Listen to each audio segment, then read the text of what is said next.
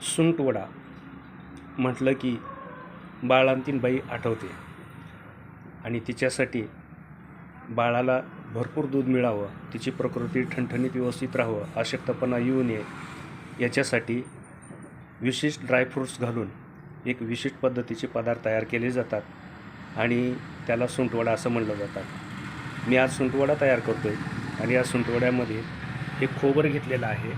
हे खोबर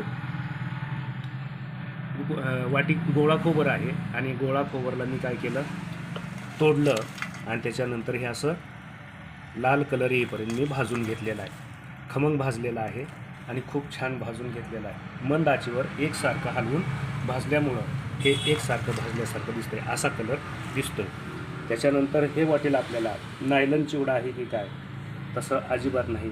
हा नायलन चिवडा नाही, तर मी तुपामध्ये तळून घेतलेला हा डिंक आहे। एक छानपैकी असं पहिल्यांदा डिंकाला मी भाजून घेतलं आणि त्याच्यानंतर तूप टाकलं, जेवढं तूप व्यवस्थित मावल तेवढं टाकलं आणि अशा पद्धतीने हा कुरकुरीत डिंक तयार करून घेतलेला आहे। हे अशा पद्धतीनं ह्याला चोळलं तर अशा पद्धतीने हे कुरकुरीत आवाज येतो, खूप छान आणि खमंग सुगंध त्याचा येत आहे। त्याच्यानंतर इथं आहे हे खारीक बिया काढल्या आणि गरम करून घेतलेले आहेत। हेही असं जर बघितलं तर हे खुटखुटीत झालेलं आहे आणि चांगल्या पद्धतीनं हे म्हणजे बारीक पावडर करायला मदत होते। हे अशा पद्धतीनं फक्त ह्याला गरम करून घेतलेलं आहे, भाजलेलं अजिबात नाही। त्यानंतर इथं सुकामेवाला ज्याला म्हणतो तो सुकामेवा आहे।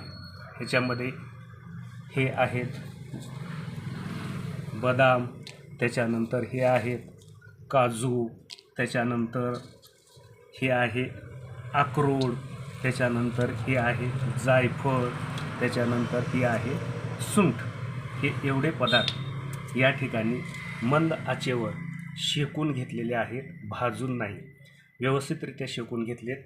आता मी ह्याला गार करतोय। त्यासोबतच हे बारीक बारीक जे दिसतंय ना ह्याच्यामध्ये, हे कढईमध्ये हे बारीक दाणे असे जे दिसतात, ही खसखस आहे। खसखसला जास्त गरमपणा म्हणजे हे होत नाही, करपतं, म्हणून मी हे गार कढई खाली उतरून घेतली।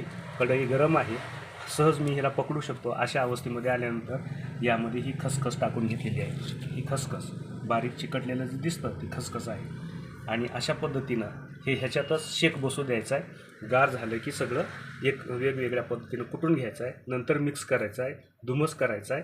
आपला हा सुंटवडा गृहिणीसाठी किंवा आईसाठी तयार होतो। अशा पद्धतीने हे सुंटवड्याची माझ्याकडली रेसिपी आहे। धन्यवाद।